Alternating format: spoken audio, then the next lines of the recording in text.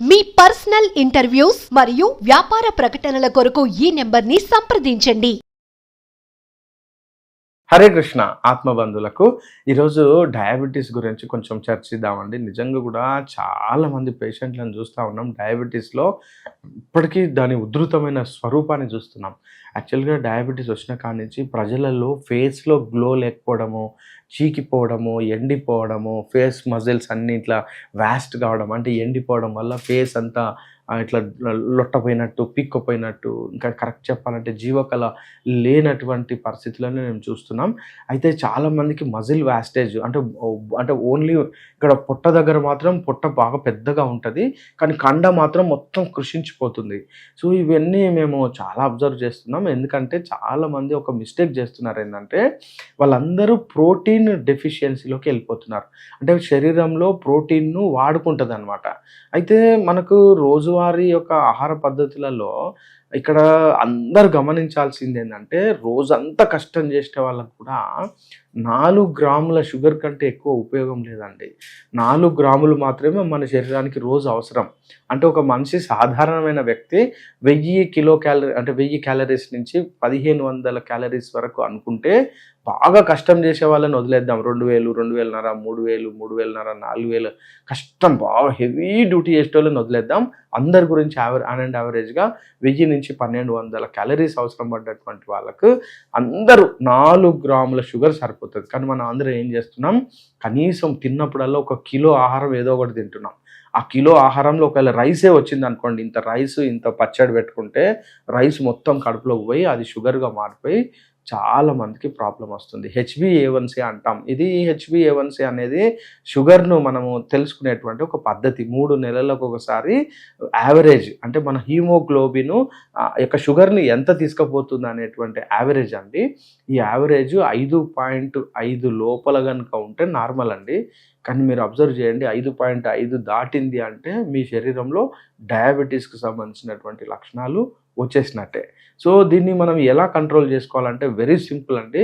మనము 30% కంటే ఎక్కువగా ప్రోటీన్ తీసుకోవాలి, 30% పచ్చి నూనెలు కానీ కొవ్వు తీసుకోవాలి, ఒక 10% వరకు మాత్రమే మినరల్స్ అండ్ తీసుకోవాలి. మిగతా నేను చెప్పిన ఆ 10%, 30% ఉంది కదా, అందులో మెయిన్ చేయాల్సింది ఏంటంటే ఫైబర్ విత్ షుగర్, అంటే కార్బోహైడ్రేట్స్ అంటాం. అంటే మనం తినే పద్ధతి ఇది అట్లా కాదు. ఎలా తినాలి అంటే మెయిన్ పిండి పదార్థాలు తగ్గించాలండి. అప్పాలు, జంతికలు, లేకుంటే స్వీట్లు మీకు తెలుసు కదా, ఫ్రీగా వస్తాయి మనకు. ఇప్పుడు మధ్యలో చాలామందికి ఈ ట్రాన్స్పోర్టేషన్ పెరగడము, జీవన ప్రమాణాలు పెరగడము, కమ్యూనికేషన్ పెరగడం, అప్పుడు ఏమైపోయిందంటే స్వీట్లు మనకు రోజువారీ కార్యక్రమంలో ఎక్కువ అయిపోతున్నాయి. స్వీట్ కావచ్చు, లేకపోతే హాట్స్, అంటే మనం ఇదివరకు సకినాలు మాత్రమే ఎప్పుడో చేసుకునే వాళ్ళం. కానీ ఇప్పుడు చూడండి, ఎవ్రీడే సకినాలు దొరుకుతున్నాయి, ఎవ్రీడే గర్జకాయలు, ఎవ్రీడే పూతరేకులు, ఎవ్రీడే అన్నీ దొరుకుతున్నాయి కదా. మనం తెలియకుండానే ఒక్కొక్క దాన్ని టేస్ట్ చూస్తూ పిండి పదార్థాలకు ఎక్కువగా అట్రాక్ట్ అయిపోయినాం. సో ఇంకొకటి ఏంటంటే మైదా పిండి. మీకు తెలుసు కదా, మైదా పిండితో చాలా సమస్యలు. అది లేని ఆహారం వచ్చేసింది. అట్లా అంటే అది లేకుండా ఆహారమే లేనన్నమాట. అలాంటి పరిస్థితిలో మైదా కూడా మెయిన్, అంటే పొట్టను ఫిల్ చేస్తుంది అనమాట మైదా. 3వది వచ్చేసి గోధుమ పిండి, 4వది తెల్ల రైస్.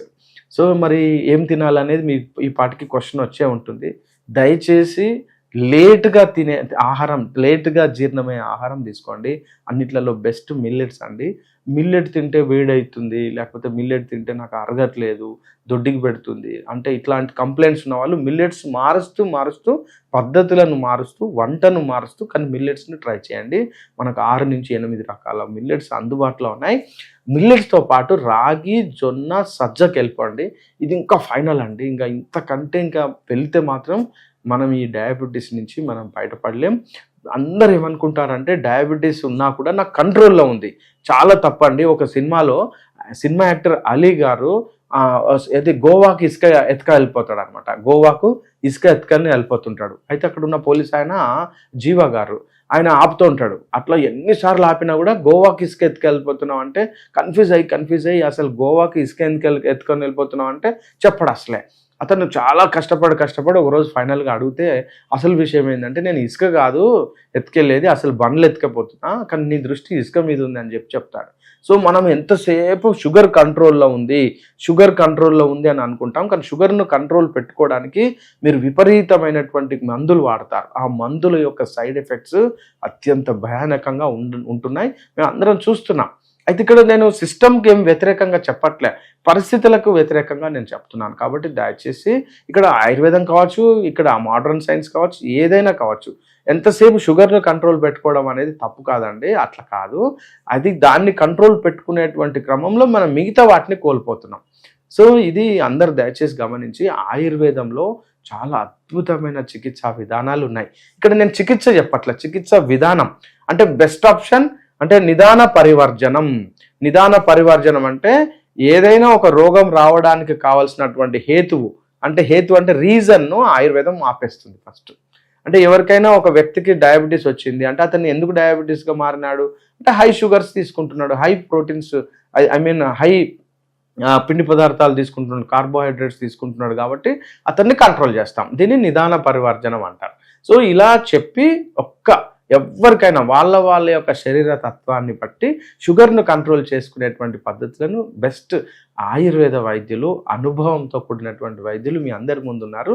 దయచేసి వాళ్ళ దగ్గరికి వెళ్ళండి, వాళ్ళ నుంచి మంచి సలహా తీసుకోండి. వీలైనంత వరకు అంటే మన బాడీని కెమికలైజేషన్ నుంచి బయటపడడానికి అవకాశం అంటే ట్రై చేయండి. హరే కృష్ణ.